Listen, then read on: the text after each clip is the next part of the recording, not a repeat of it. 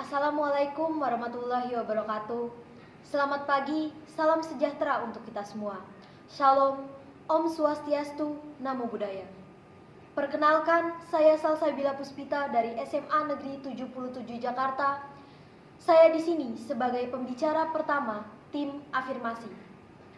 Mosi yang dibawakan kali ini adalah di negara-negara dengan tingkat korupsi tinggi, seleksi penerimaan mahasiswa baru hanya didasarkan pada indeks integritas sekolah dan indeks kejujuran siswa. Saya di sini sebagai tim afirmasi menyatakan bahwa saya setuju dengan mosi pada kali ini. Sebelum memasuki bagian argumen, izinkanlah saya untuk membacakan definisi kata kunci. Yang pertama adalah definisi dari korupsi.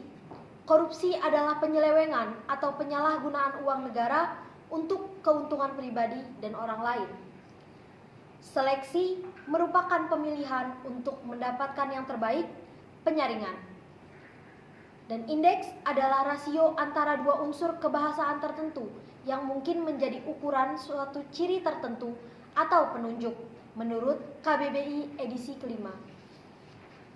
Sedangkan indeks integritas sekolah sendiri merupakan pengukuran kinerja institusi sekolah yang berbasis kejujuran dalam melaksanakan proses pembelajaran.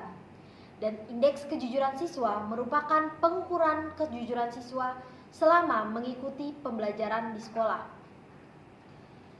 Alasan mengapa mosi ini perlu dibawakan karena indeks kejujuran yang sangat dibutuhkan di Indonesia, mengingat kasus korupsi Indonesia untuk menekan angka korupsi itu sendiri sehingga mahasiswa baru yang diterima dapat menjadi mahasiswa yang terpilih dan jujur dan memenuhi indeks tersebut yang dapat menjadi putra-putri penerus bangsa Indonesia. Agar debat ini berjalan terstruktur, maka limitasi yang saya berikan untuk debat kali ini adalah mahasiswa baru di Indonesia yang diterima melalui semua jalur, baik SNMPTN, SBMPTN, Mandiri, dan lain-lain. Indonesia menempati tingkat 33 dari 40 menurut Liputan 6 pada tahun 2019 dalam hal kejujuran. Maka dengan seleksi penerimaan mahasiswa baru yang didasarkan pada indeks integritas sekolah dan indeks kejujuran, tingkat kejujuran di Indonesia bisa naik karena pembiasaan. Pada jalur SNMPTN sendiri, pada tahun 2016, indeks integritas sekolah digunakan guna mendapatkan hasil yang akurat menurut Menteri Ristek dan Dikti M. Nasir, menurut mediaindonesia.com. Karena rapot antar sekolah sendiri dapat berpotensi menimbulkan kecurangan karena nilai yang direkayasa, sehingga indeks integritas sekolah dinilai lebih efektif untuk menentukan kejujuran bagi siswa yang akan menjadi mahasiswa baru. Tujuan utama digunakannya indeks sekolah ini adalah penekanan angka dan potensi kecurangan dalam UN dan UTBK. Sedangkan dari sisi korupsi sendiri, Indonesia masih menempati di skor 40 dan ranking 85 dari 180 negara.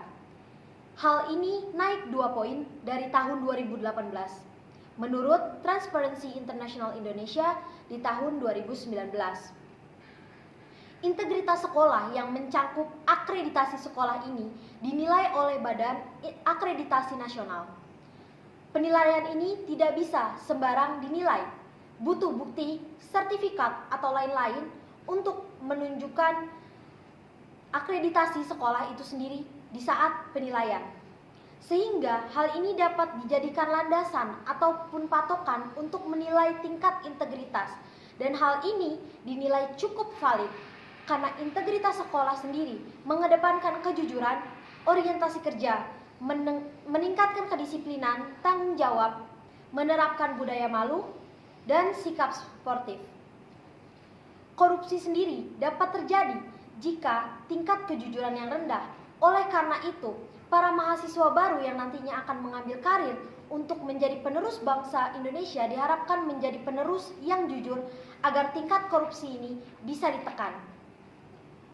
Untuk jalur SBMPTN sendiri, pada tahun 2020 tercatat sebanyak 510 peserta UTBK terindikasi melakukan kecurangan menurut medcom.id.